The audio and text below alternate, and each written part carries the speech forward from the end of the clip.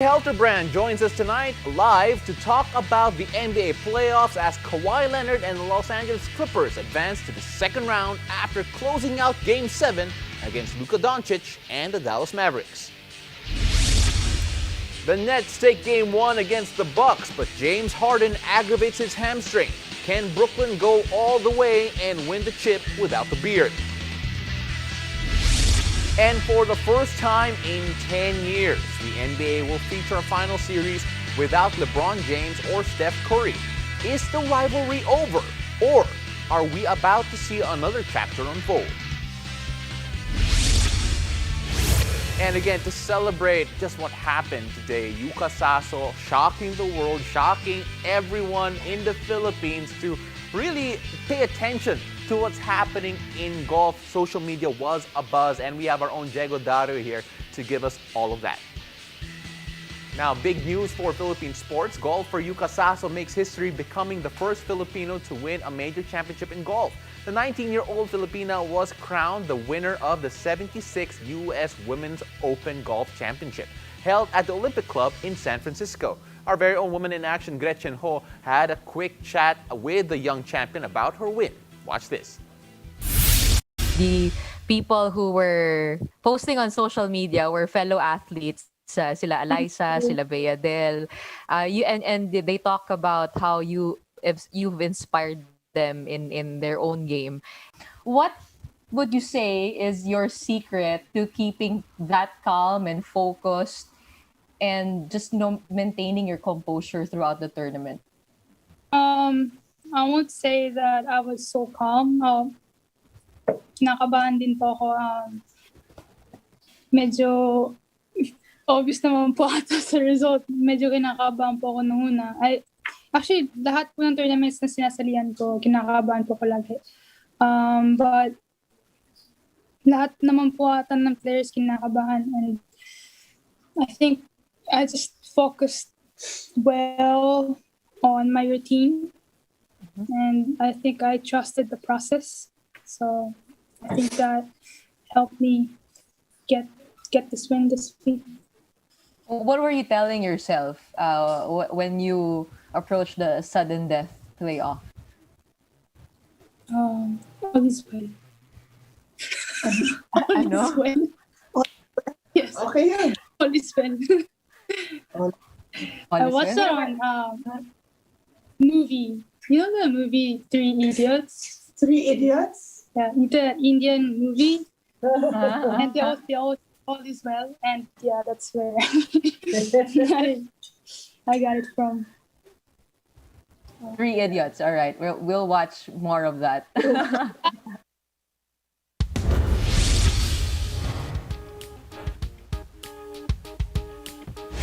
That was Gretchen Ho with U.S. Women Open champion Yuka Saso. Again, sorry I cut you off a while ago, Jegs. And, I haven't seen Three Idiots. Maybe I have to check that out for confidence going into the show and everything I do in life. But it's crazy what happened today. It was crazy. What a great comeback. You know, I'm not really a pro golfer, but Yeah. I think that was a great game. Are you a great amateur golfer too? I would say. Okay, so. all right. So, all right, I'll take your word for it. Yeah, but I'm sure a lot of Filipinos are so proud of Yuka Saso right now. Great Pinoy pride right there. Absolutely. But of course, we are not the only ones proud, Pao. International icons and athletes also celebrated the historic feat of Yuka Saso on social media.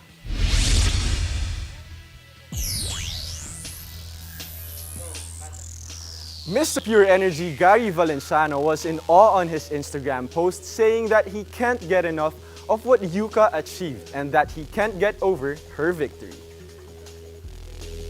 Right here, I'm sure Yuka was thrilled with this one. Her idol and four-time champ Rory McIlroy said that everyone will definitely be watching Yuka Saso swing videos from now on. We have 30 and Kai.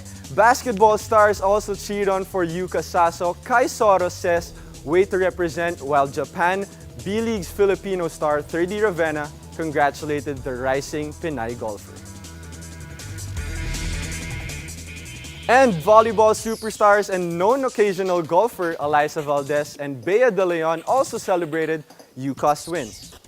The Phenom was awestruck in congratulating the 19-year-old golfer, while BDL says that she can't get over it and is inspired that Saso handles the pressure well at the age of 19. Again, looking at what happened, Rory McIlroy, Jegs in particular, that comment was amazing. So sinabi nga ni Yuka Saso that she modeled her swing after Rory McIlroy, and now Rory told her that, hey, you have to go win it. She did, and now we all have to watch her Everyone's swing. gonna copy her swing Are now. you gonna copy her swing? No. I'm gonna stick with my swing. Oh, you got your own I'm thing. not a pro golfer, so I'm just All right, gonna stick so on you're my gonna swing. stay at your level, and then Yeah. you won't elevate. Okay, I get you.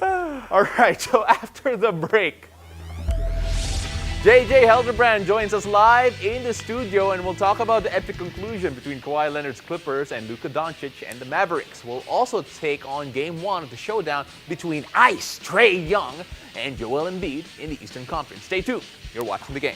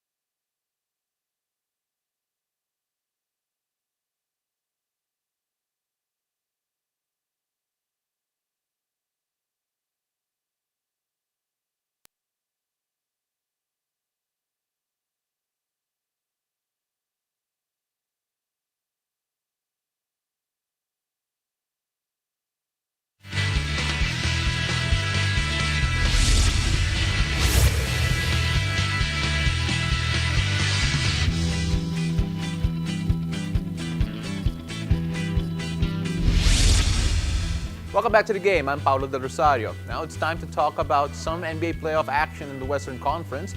Kawhi Leonard and the Clips are now moving on to the second round after eliminating Luka Doncic and the Dallas Mavericks. Take a look at that here. So 28 and 22 for Kawhi Leonard and Paul George respectively. But then Luka Doncic, my goodness, 46 points in that losing effort, 14 assists as well. Jegs, we're looking at the numbers here. It feels like Kawhi and Paul needed everything just to overcome a certain young gun named Luka Doncic. You know what I can see here?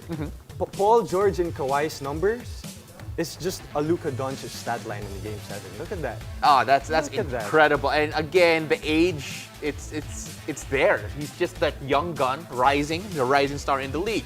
Now, joining us tonight to talk about the conclusion of this epic 7-game series, a 6-time PBA champion, one of our senior analysts, only senior in name, he still looks really young, and fearless forecasters for the NBA playoffs, Mr. JJ Helderbrand. JJ, how are you doing? Good, man. Thanks for having me, guys. All right, so I'm going to throw Jego under the bus here for a second, simply because he anchored in Never Nation last time around and publicly went against you. And he said that there's no way the Dallas Mavericks would make it all the way to the finals, which was your initial prediction. Right. After your predictions crushed, how you feeling? What happened? Bro, that one hurt, man. Everyone knows I'm a big Luka fan. And I think what happened was I kind of forgot a guy by the name of Kawhi Leonard. Okay. He stepped up in games 5 and 6. And even though Luka, gave it his all, man. He did his best. But I think the X factor was Marcus Morris. Yeah. He went out and balled out, man. And the Kennard. Luke Kennard. Guy, Yeah. And those guys stepped up, and what can I say, man? It happens. Well, as Jego was saying a while ago, Luka Doncic coming up with an incredible stat line. It took everything from both Paul George and Kawhi to get over him. And you mentioned a lot of the key pieces there for the Clips, but then a lot of people are still talking about Luka. And now, looking back at everything, Jags, I'll start with you first. Do you feel that in that series, even though Luka did lose, was he the best player in that 7-game stretch that involved Paul George and Kawhi Leonard? I would say that Luka is the best player in that series. Okay. Was the best player, but Clippers were the better team at the end of the series. So, but then Luka's numbers were crazy. He was very consistent, setting up his teammates, looking for his shots, looking for the weakness in the defense. So, I think it was just not enough for the Dallas Mavericks. Luka needs more help. Yeah, during and that series. speaking of help, Kawhi Leonard was the guy who got a lot of help, as you mentioned. We're going to bring up the stats again of Paul George and Kawhi Leonard together against that guy named Luka Doncic. And Jay, when you look at what Kawhi has done so far in his career, we were talking about what he did in Toronto before. It felt like that he was an X factor that pushed the franchise to the next level. And here he now has the help of a certain Paul George finding his rhythm. Do you feel that would be a key for him to actually win a chip coming out of the West? Oh, for sure, man. You got to have playoff P in the picture, man, and as well as the other guys if they really want to contend for the championship. If not, they're going to go home early, man. Well, again, that's what you wanted. Unfortunately, that did not happen. Looking at what Dallas did, so close, yet so far, unable to get there. Luka said it himself. We haven't won anything. We haven't proven anything. Right. Does he need more help, or is it up to him to elevate to an even higher level to really carry that Dallas team? Is there even a higher level? Is there a higher level, right? It's Me crazy. and Diego was talking about that. I think, with him doing what he did, and if he does that for the next couple of years without help, what's going to happen? He's going to get injured, man. And it's not going to be good for him. So he does need another playmaker to help him, with some of the load, man. Just like that's what all the other championship teams are doing. So I think Dallas is one player short to make that championship run.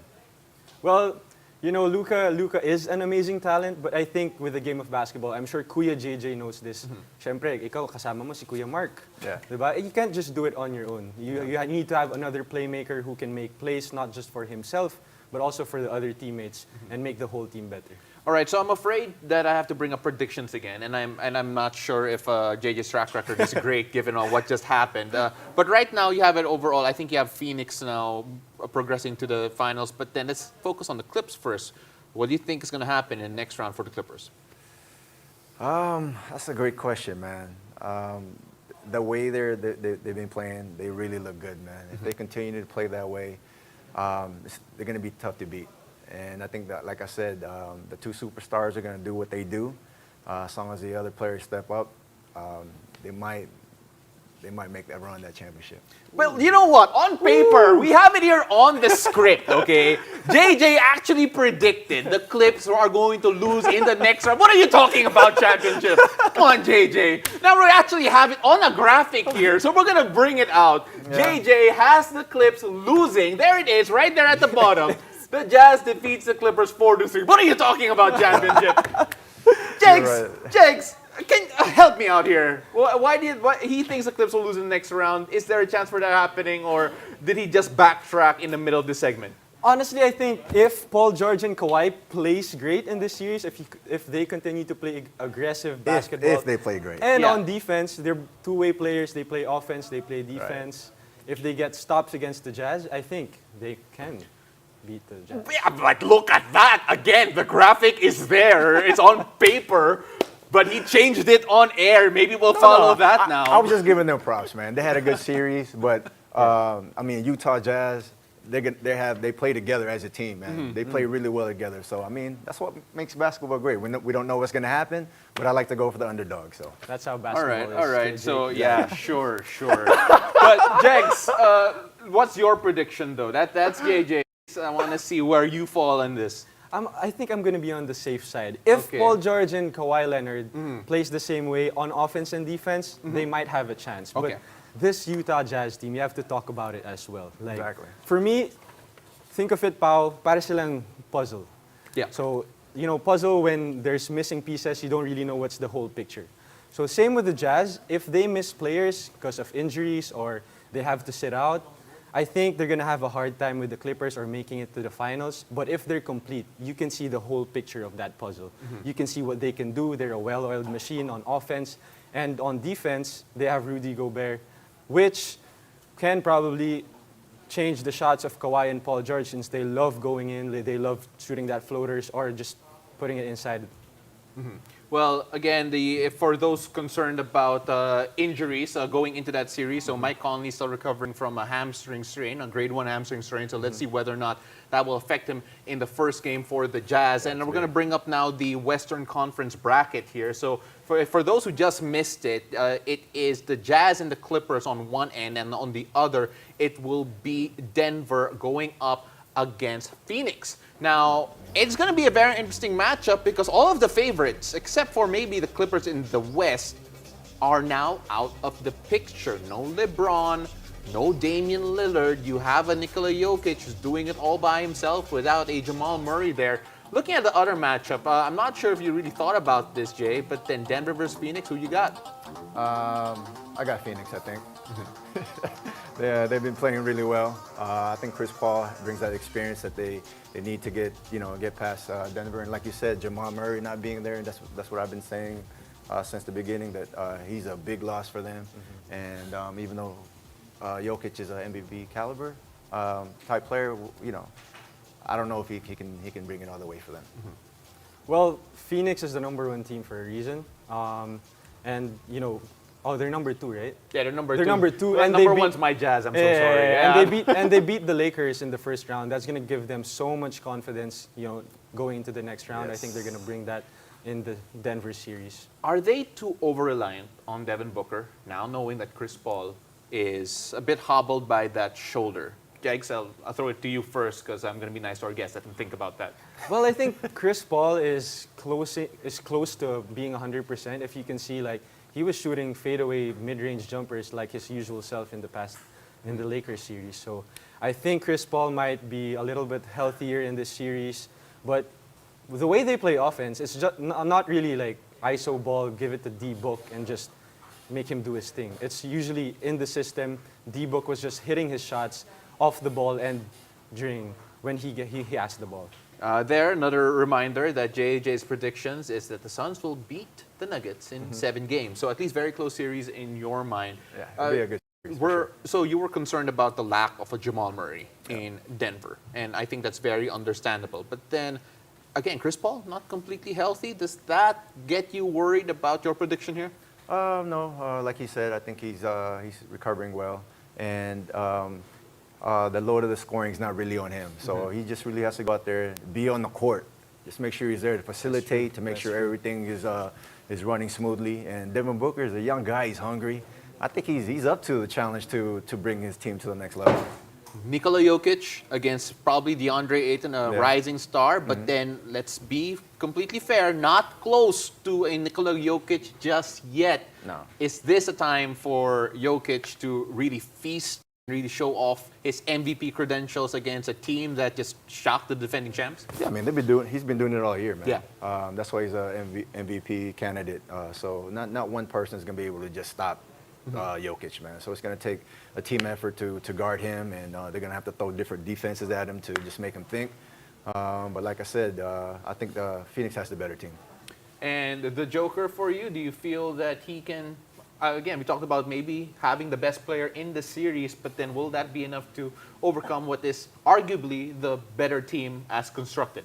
Well, I think Jokic will need some help because Phoenix also plays good defense, team defense, as you can see in the past series. But I think Jokic, if he continues to do the things that he does, rebound, set up his teammates, shoot that three, I think Jokic is going to be a tough matchup for the Phoenix Suns. So Michael Porter Jr. probably has to come up with a big series just to get Denver past Phoenix. And of course, Phoenix are hoping that Chris Paul can get healthier and healthier. On the other hand, the Utah Jazz will take on the Clippers again. I'm personally excited to see Joe Ingles versus Paul George again because they had that big bust up back then a couple of years ago. They got history. Yeah, they got something going on. So let's see what happens there. But when we return, Game 1 against the Bucks, but James Harden aggravates his hamstring in the victory. Can Brooklyn go all the way and win the chip without the beard? And for the first time in 10 years, the NBA will feature a final series without LeBron James or Steph Curry. Is the rivalry over, or are we about to see another chapter unfold? Keep it here. You're watching the game.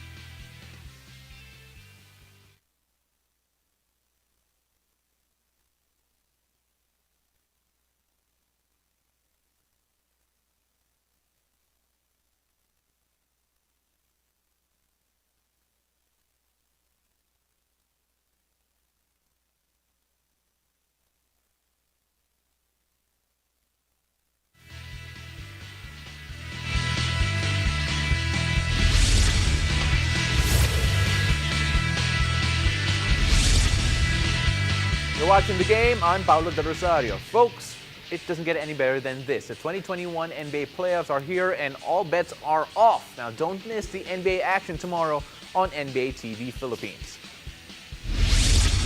You have the Bucks against the Nets. The Nets lead 1-0, but we're going to see whether or not that James Harden injury in Game 1 will carry over into Game 2, and if do the Bucks have an answer.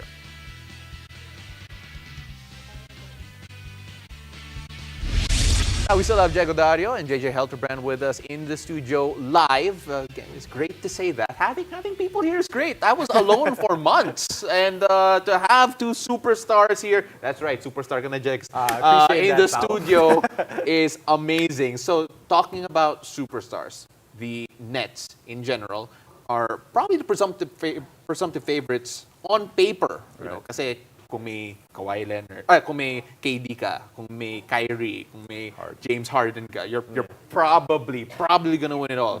But Jay, no, probably James Harden might not be 100%. He played one possession in their first game, had to pull out due to an injury.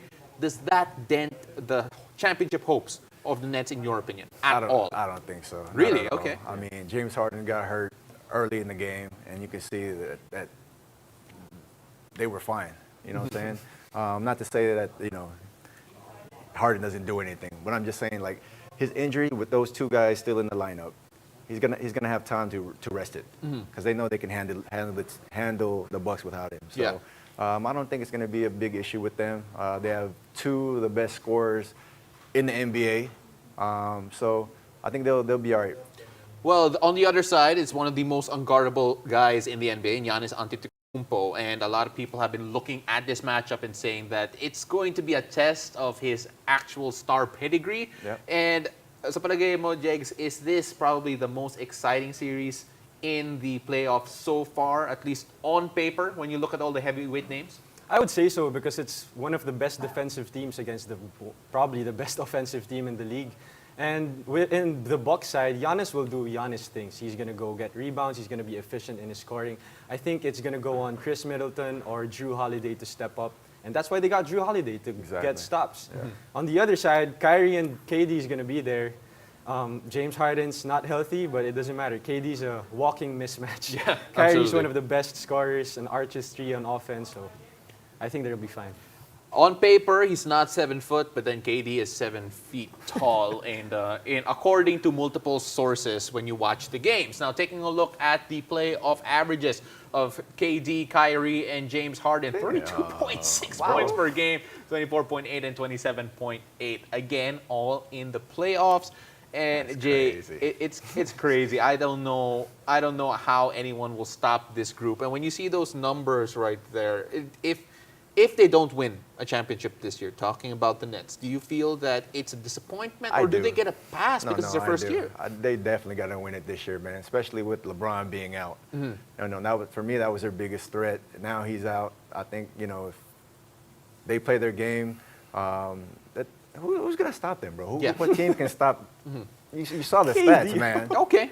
You saw the stats. Yeah. Who's going to stop them? Their offense is their defense, so. Yeah, I know. And you mentioned LeBron a while ago. He's not there anymore. Again, for the first time in 10 years, no Steph Curry, no LeBron James. If you want to go all the way back from the first time since 1998, no Lakers, no Miami, no Spurs, no Warriors. Incredible records there. And we're going to take a look at basically the legacy of a Steph Curry and a LeBron James. His age finally catching up, especially to LeBron, who maybe a lot of people have been saying that health is catching up to him. He's getting more injured.